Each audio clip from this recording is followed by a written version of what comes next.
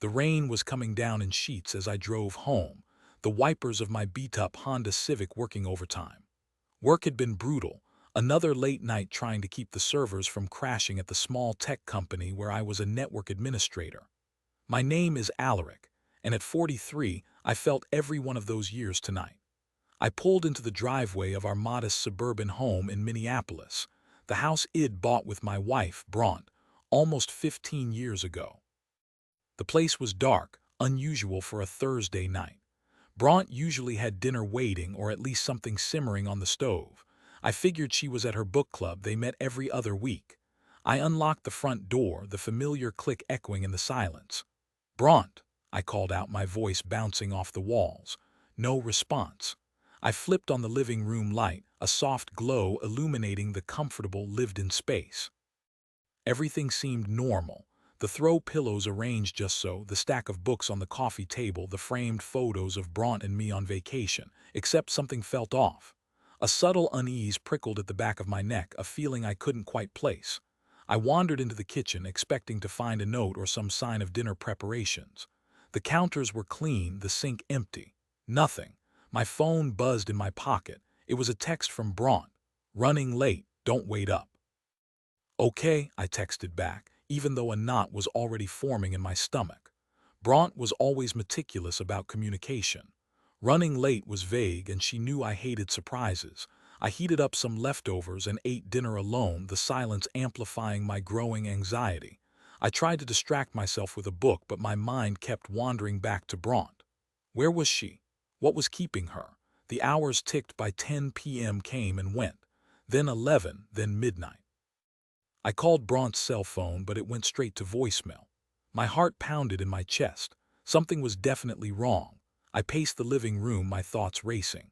Had she been in an accident? Was she stranded somewhere? I considered calling the police, but I didn't want to overreact. Maybe she'd just lost track of time. Finally, around 1 a.m., I heard the sound of a car pulling into the driveway. Relief washed over me, so potent it almost brought me to my knees. I rushed to the door, ready to scold Bronte for scaring me. The car wasn't Bronte's.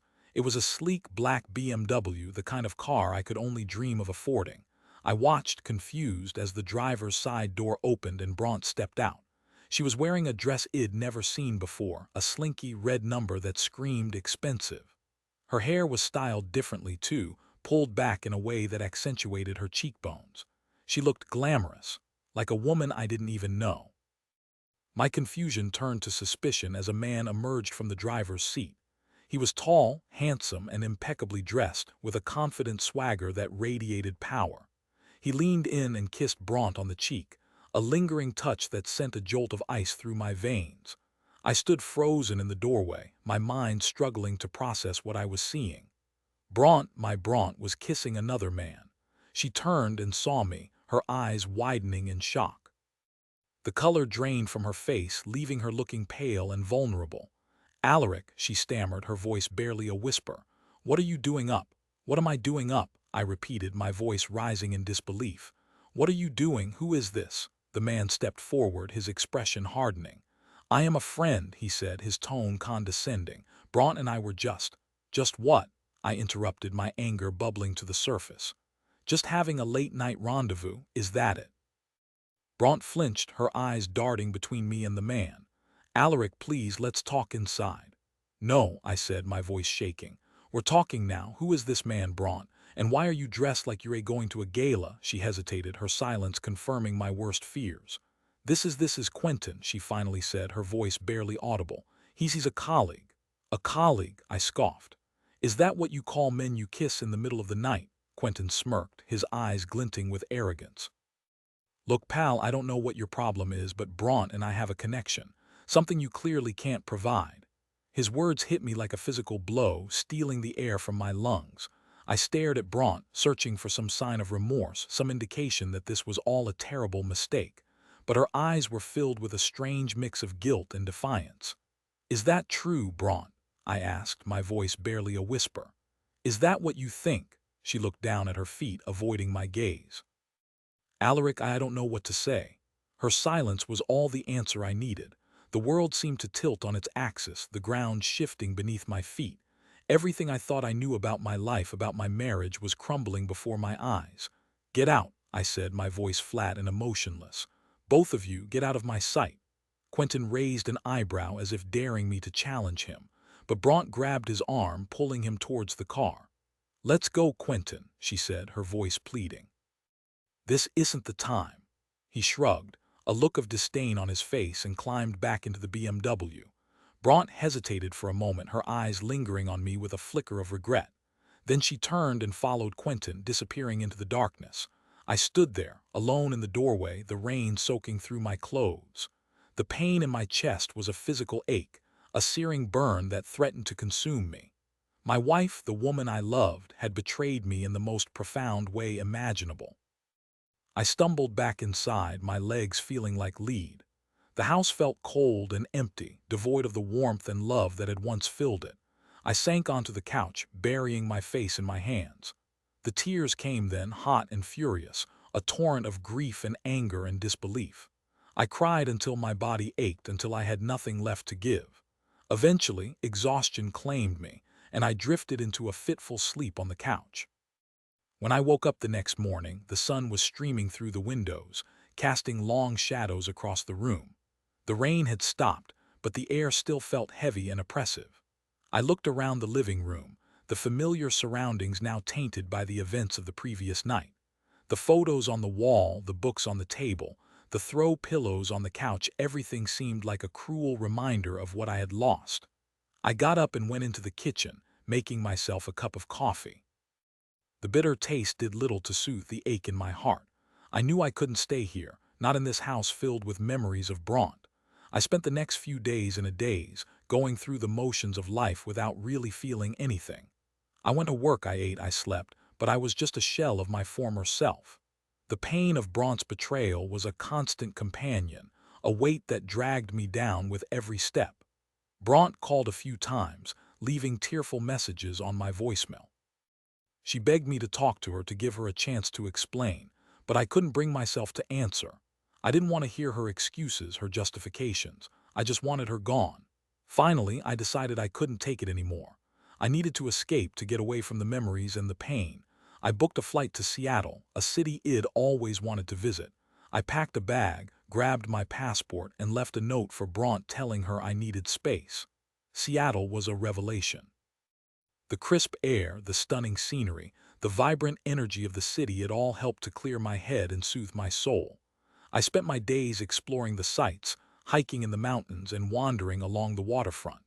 I met new people, tried new things, and slowly began to rediscover myself. One evening, while having dinner at a small Italian restaurant, I met a woman named Odette.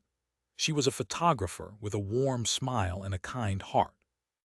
We struck up a conversation, and I found myself drawn to her easygoing nature and her genuine interest in my story.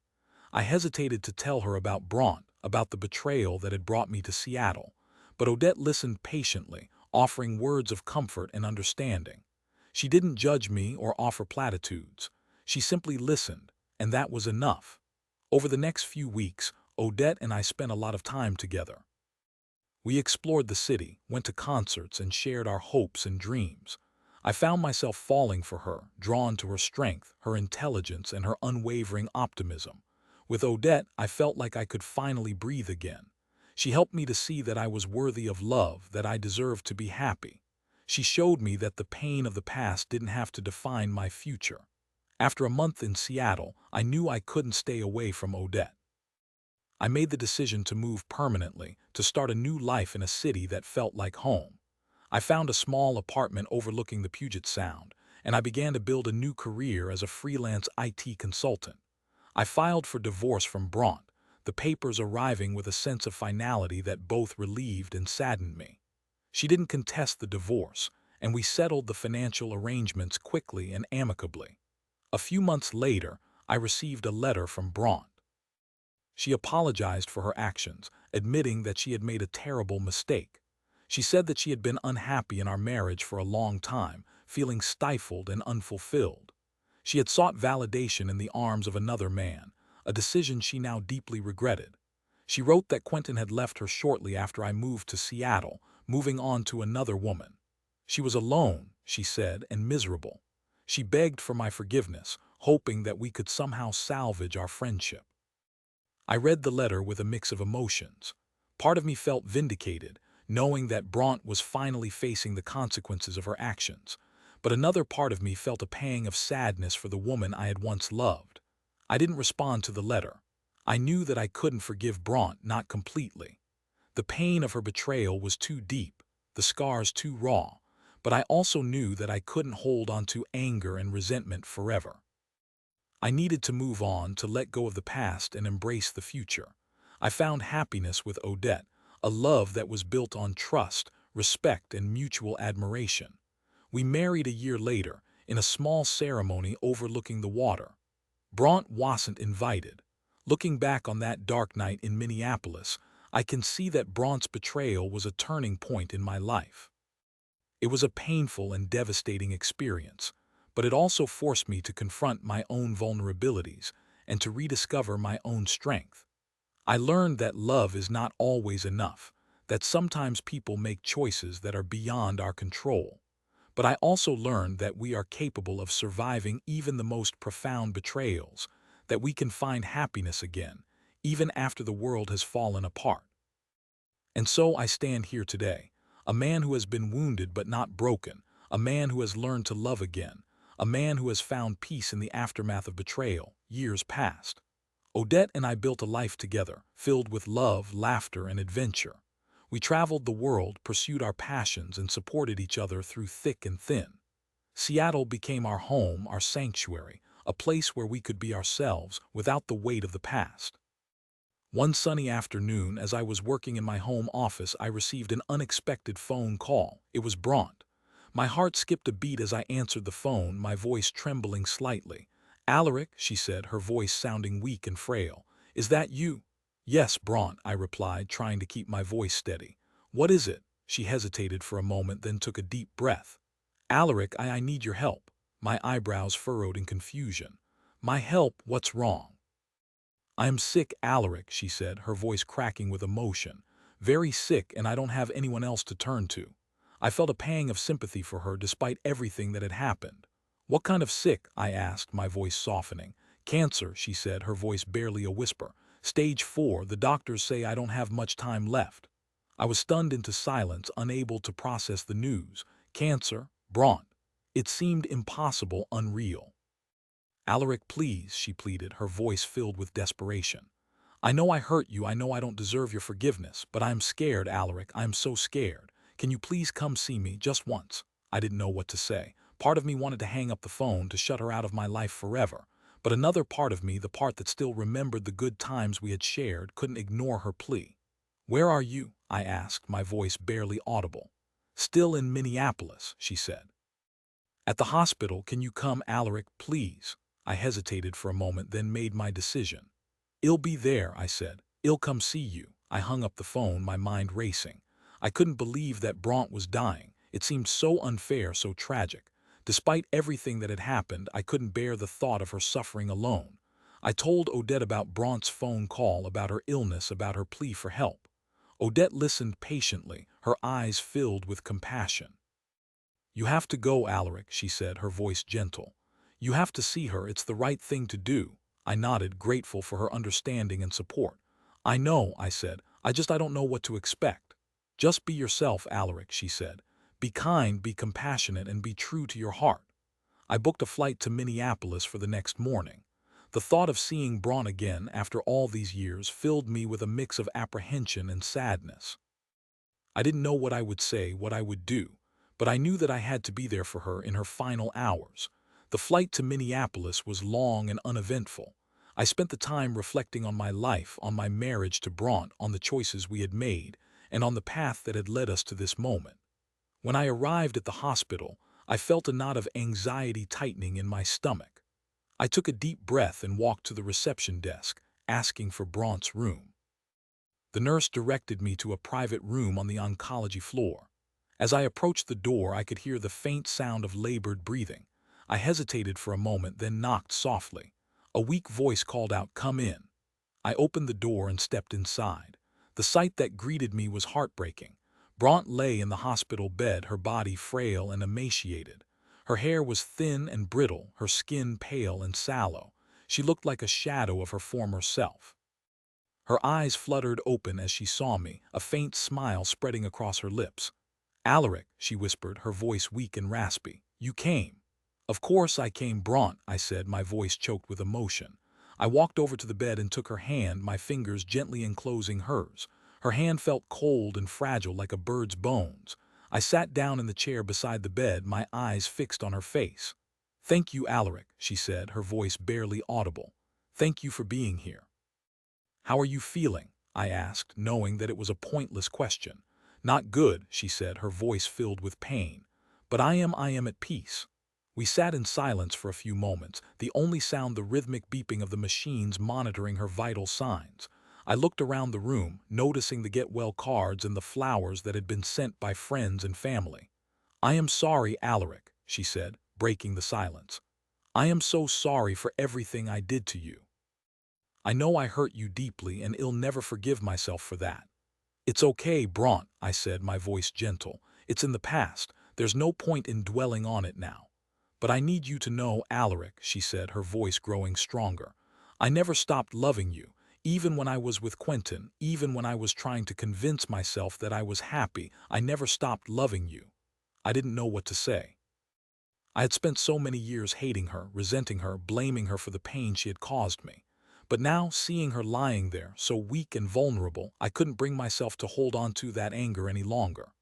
"I know, Bronte," I said, my voice filled with compassion. "I know." We talked for hours that day, reminiscing about the good times we had shared, the happy memories we had created together. We laughed, we cried, and we forgave each other for the mistakes we had made. As the day wore on, Bronte grew weaker. Her breathing became more labored, her eyes more distant. I knew that the end was near. I stayed by her side, holding her hand, whispering words of comfort and encouragement. I told her about Odette, about our life in Seattle, about the happiness I had found again. She smiled weakly, her eyes filled with gratitude. "I'm glad, Alaric," she said. "I'm glad you found happiness. You deserve it." As the sun began to set, Bronte's breathing grew shallow and erratic. Her eyes closed and her body went limp. I knew that she was gone. I sat there for a long time, holding her hand, tears streaming down my face. The pain of her loss was overwhelming, a deep ache that resonated in my soul. But amidst the pain, I also felt a sense of peace. I knew that Bronte was finally at rest, that she was no longer suffering. And I knew that I had done everything I could to make her final hours as comfortable and peaceful as possible. I stayed in Minneapolis for a few more days, helping to arrange Bronte's funeral. It was a small, private affair, attended by her family and a few close friends. I delivered a eulogy, speaking about the good times we had shared, about her kindness, her generosity, and her unwavering spirit. After the funeral, I returned to Seattle, to Odette, to my life.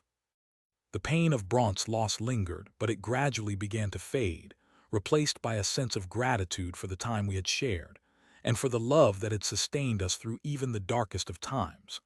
I learned that forgiveness is not always easy, but it is always possible. And I learned that even in the face of betrayal, loss, and death, life goes on. We must embrace the present, cherish the memories of the past, and look forward to the promise of the future.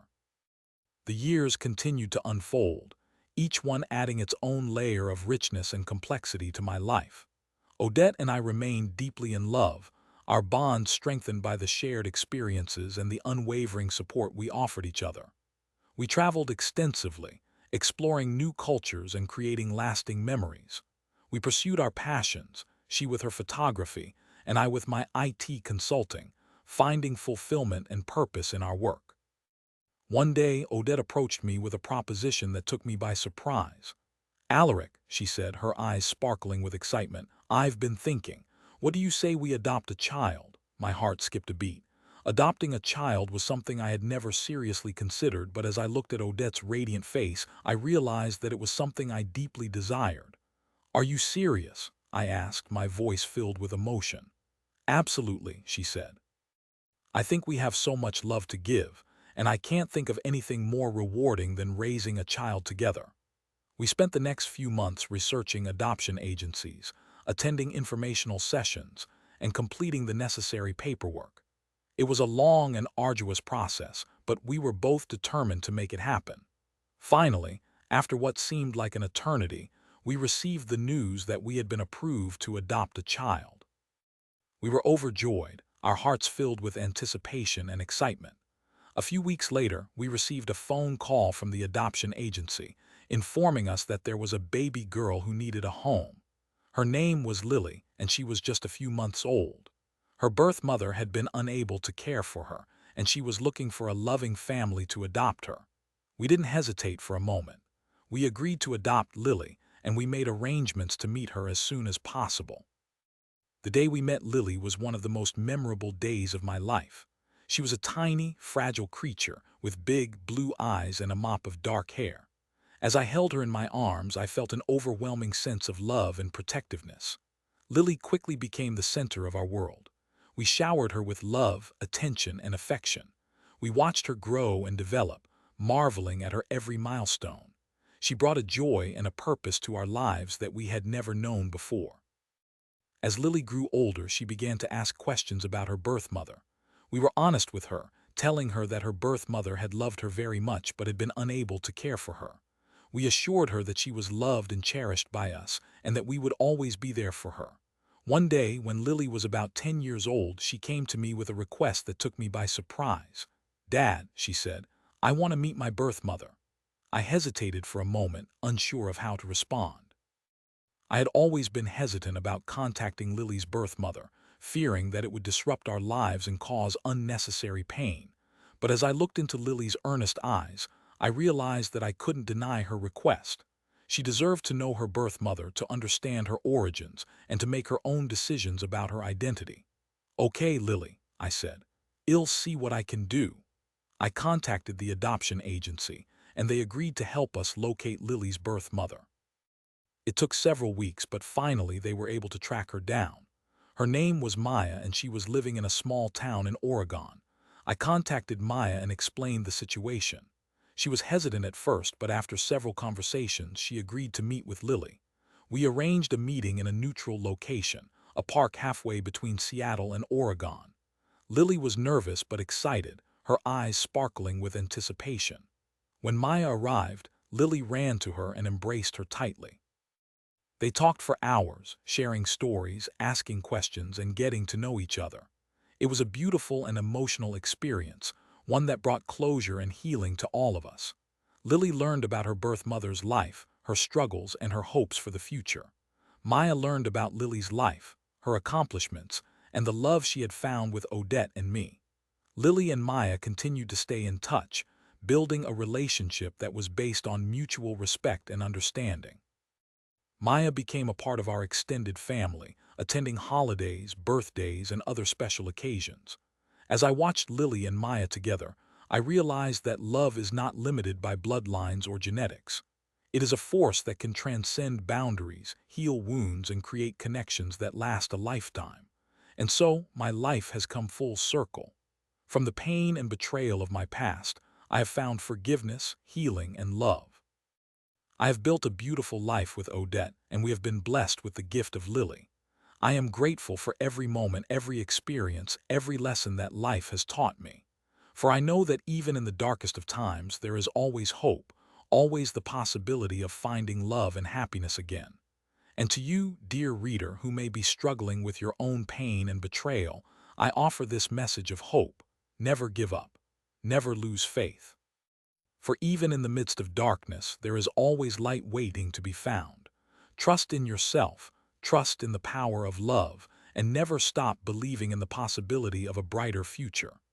You are stronger than you think, and you are capable of overcoming any challenge that life throws your way. Believe in yourself, and you will find your way.